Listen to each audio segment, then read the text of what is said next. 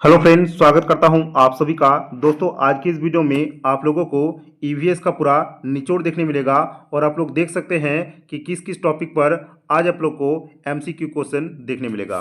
तो जितने भी क्वेश्चन देखने मिलेगा दोस्तों, ये सारे के सारे आप लोग का न्यू एनसीईआरटी बुक से क्वेश्चन है। तो वीडियो काफ़ी इंपॉर्टेंट होने वाला है, वीडियो को आप लोग आखिरी तक देखिए। पहला नंबर के सवाल पे आते हैं। तो पहला नंबर का सवाल आप लोग का है कि किस जानवर का रेगिस्तानी क्षेत्रों में कार्गो के रूप में अत्यधिक उपयोग किया जाता है? भेड़ का, हाथी का, ऊंट का या फिर बकरी का? तो ऐसे जानवर का नाम है दोस्तों ऊंट, जिसका उपयोग रेगिस्तानी क्षेत्रों में कार्गो के रूप में अत्यधिक किया जाता है।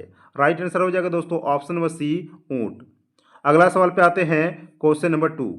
क्वेश्चन नंबर 2 में सवाल है, किस जनजाति के लोग अपना घर पेड़ों पर बनाते हैं?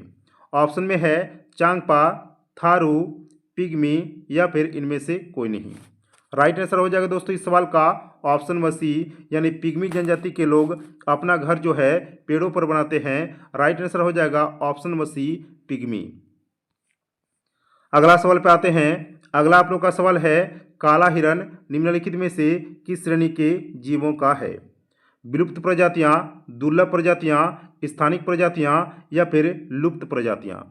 राइट आंसर हो जाएगा दोस्तों ऑप्शन नंबर डी, यानी काला हिरन लुप्त प्रजातियों के श्रेणी में आते हैं। ऑप्शन नंबर डी इस सवाल का राइट आंसर यहाँ पे हो जाएगा। Question number 4। क्वेश्चन नंबर 4 में सवाल है कि हिमालयन यब क्या है? एक प्रकार का हिरन, एक औषधीय पौधा, पक्षी की एक प्रजाति या फिर हिमालय में उगाई जाने वाली खाद्य फसल? राइट आंसर हो जाएगा दोस्तों ऑप्शन नंबर बी, यानी हिमालयन यब एक औषधीय पौधा है जिससे दोस्तों औषधि का निर्माण होता है। ऑप्शन नंबर बी इस सवाल का राइट आंसर हो जाएगा। क्वेश्चन नंबर 5 पे आते हैं। 5 में आप लोग का सवाल है कि उड़ीसा और बिहार की जनजातियां शादी के दौरान किस वृक्ष की पूजा करती है? इमली और आम का, आम और नीम का, पीपल और कदम का या फिर शीशम और कीकर का? राइट आंसर हो जाएगा इस सवाल का ऑप्शन नंबर ए, यानी उड़ीसा और बिहार के जनजातियां जो है शादी के दौरान किस वृक्ष की पूजा करते हैं? तो राइट आंसर हो जाएगा दोस्तों ऑप्शन नंबर ए, इमली और आम। Question number 6। क्वेश्चन नंबर 6 में सवाल है, निम्नलिखित में से किस वर्ष में बाघ परियोजना शुरू किया गया था? ऑप्शन में है 1951, 1973, 1993 या फिर 2009। राइट आंसर हो जाएगा इस सवाल का ऑप्शन नंबर बी, यानी 1973 में बाघ परियोजना शुरू किया गया था। ऑप्शन नंबर बी इस सवाल का राइट आंसर हो जाएगा। Question number 7। क्वेश्चन नंबर 7 में आप लोग का सवाल है कि वन और बंजर भूमि जो सरकार, व्यक्तियों और समुदायों के स्वामित्व में होते हैं उन्हें क्या कहते हैं? पवित्र पेड़ों के झुरमुट, आरक्षित वन, संरक्षित वन या फिर अवर्गीकृत वन? राइट आंसर हो जाएगा दोस्तों इस सवाल का ऑप्शन नंबर डी, यानी इसे कहा जाता है अवर्गीकृत वन। राइट आंसर हो जाएगा ऑप्शन नंबर डी, अवर्गीकृत one. Question number 8। Question number 8 में सवाल है कि चिपको आंदोलन का उद्देश्य क्या था? मानव अधिकार, राजनीतिक अधिकार, कृषि विस्तार या फिर वन संरक्षण? राइट आंसर हो जाएगा ऑप्शन नंबर डी, यानी चिपको आंदोलन का उद्देश्य क्या था दोस्तों? वन का संरक्षण करना। और चिपको आंदोलन से संबंधित है दोस्तों कौन? सुंदरलाल बहुगुणा। ये भी आप लोग याद रखिएगा। क्वेश्चन नंबर 9 पे आते हैं। 9 में आप लोग का सवाल है, निम्नलिखित में से कौन सा जैविक संसाधनों का एक उदाहरण है? चट्टान, लौह अयस्क, सोना या फिर पशु? राइट आंसर हो जाएगा इस सवाल का ऑप्शन नंबर डी, यानी पशु, जो कि एक जैविक संसाधनों का उदाहरण है। ऑप्शन नंबर डी इस सवाल का राइट आंसर हो जाएगा। क्वेश्चन नंबर 10 पे आते हैं। 10 में सवाल है, भारत ने किस पंचवर्षीय योजना से संसाधन योजना के लक्ष्यों को प्राप्त करने के लिए ठोस प्रयास किए हैं? पहली पंचवर्षीय योजना, पांचवी पंचवर्षीय योजना, वार्षिक योजनाएं एंड डी में दोस्तों 10वीं पंचवर्षीय योजना? राइट आंसर हो जाएगा इस सवाल का ऑप्शन नंबर ए, यानी पहली पंचवर्षीय योजना। ऑप्शन नंबर ए इस सवाल का राइट आंसर हो जाएगा। क्वेश्चन नंबर 11 में आप लोग का सवाल है कि भूमंडलीय तापन और पर्यावरण प्रदूषण जैसे वैश्विक पारिस्थितिकी संकटों के पीछे मुख्य कारण क्या है? संसाधनों की कमी, कुछ हाथों में संसाधनों का संचय, संसाधनों का अंधाधुंध शोषण एंड डी में दोस्तों संसाधनों का उपयोग? राइट आंसर हो जाएगा दोस्तों इस सवाल का ऑप्शन नंबर सी, यानी संसाधनों का अधानुक शोषण, जिससे दोस्तों क्या होता है, पर्यावरण में प्रदूषण फैलता है और वैश्विक परिस्थिति संकटों के पीछे ये मुख्य कारण भी है। ऑप्शन नंबर सी इस सवाल का राइट आंसर हो जाएगा। क्वेश्चन नंबर 12 में आप लोग का सवाल है कि हमारे देश में जंगलों वनों के लिए कितना वांछित क्षेत्र है। ऑप्शन में है 16%, 20%, 23% या फिर 33%। राइट आंसर हो जाएगा इस सवाल का ऑप्शन नंबर डी, यानी 33%, जो कि हमारे देशों में जंगली वनों के लिए वांछित क्षेत्र है। ऑप्शन नंबर डी इस सवाल का राइट आंसर यहाँ पे हो जाएगा। क्वेश्चन नंबर 13 पे आते हैं। 13 में आप लोग का सवाल है कि जब मिट्टी के पानी के माध्यम से पानी की कटौती चलती है और गहरे चैनल बनाते हैं तो वे निम्न होते हैं। अवनालिका अपर्दन, चादर अपर्दन, वनों की कटाई या फिर वनारोपण। राइट आंसर हो जाएगा इस सवाल का ऑप्शन नंबर ए, यानी अवनालिका अपर्दन। ऑप्शन नंबर ए इस सवाल का राइट आंसर हो जाएगा। क्वेश्चन नंबर 14 में आप लोग का सवाल है निम्नलिखित में से कौन सा संसाधन अचक्रीय है। ऑप्शन में है कोयला, लौह अयस्क, कॉपर या फिर सोना। राइट आंसर हो जाएगा इस सवाल का ऑप्शन नंबर ए, यानी कोयला, जो कि एक अचक्रीय संसाधन है। और आप लोग का लौह अयस्क, कॉपर और सोना ये आप लोग का एक चक्रीय संसाधन है, तो इसको भी आप लोग याद रखिएगा। क्वेश्चन नंबर 15 में आप लोग का सवाल है कि निम्नलिखित में से किस राज्य में स्थायी जंगलों के तहत सबसे बड़ा क्षेत्र है। जम्मू और कश्मीर में, मध्य प्रदेश में, उत्तराखंड में या फिर महाराष्ट्र में। दोस्तों इस सवाल का राइट आंसर हो जाएगा ऑप्शन नंबर बी, यानी मध्य प्रदेश राज्यों में स्थायी जंगलों के तहत सबसे बड़ा एरिया है, सबसे बड़ा क्षेत्र है। Option number B. Question number 16 में आप लोग का सवाल है कि निम्नलिखित में से कौन स्थानिक जाति का उदाहरण है। एशियाई हाथी, निकोबारी कबूतर, हॉर्नबिल या फिर एशियाई चीता। दोस्तों इस सवाल का राइट आंसर हो जाएगा ऑप्शन नंबर बी, यानी निकोबारी कबूतर, जो कि एक स्थानिक जाति का उदाहरण है।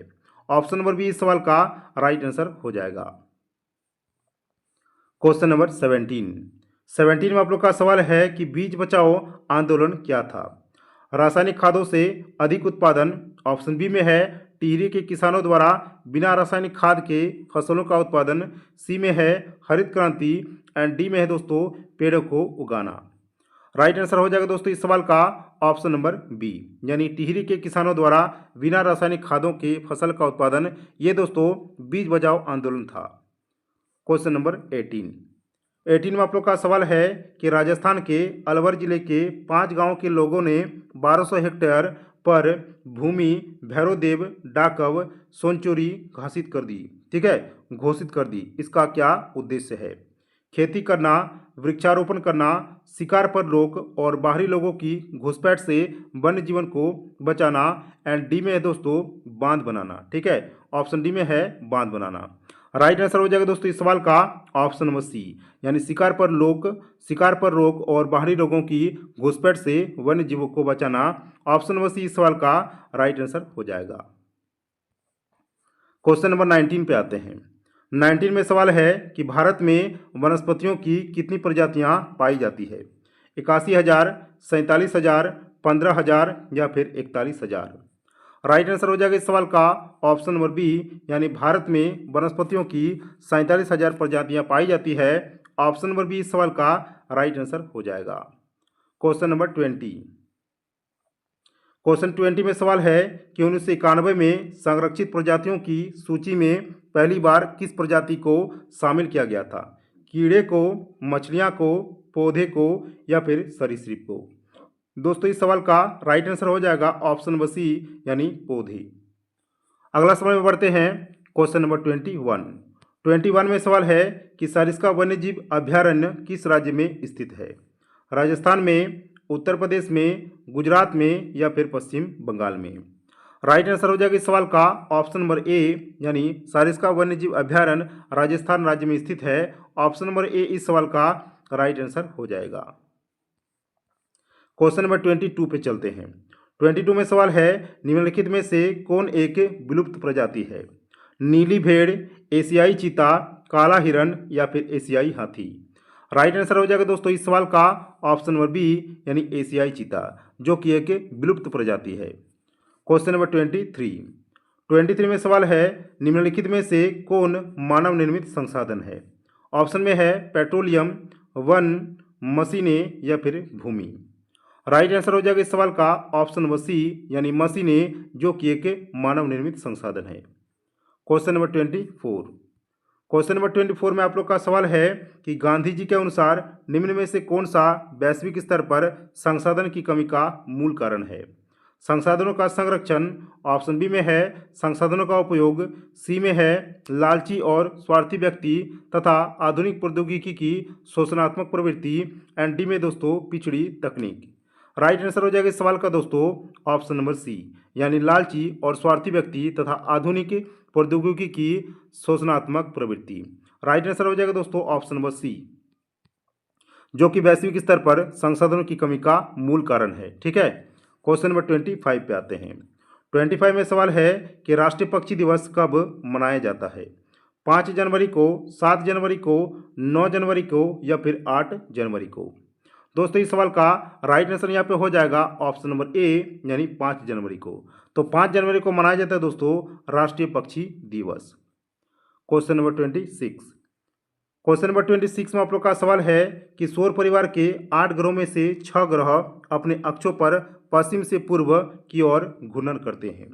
अन्य 2 ग्रह जो अपने घूर्णन अक्षों पर पूर्व से पश्चिम की ओर घूर्णन करते हैं कौन कौन से हैं? बुध और यूरेनस, बुध और नेपच्यून, शुक्र और नेपच्यून, एंड डी में दोस्तों शुक्र और यूरेनस।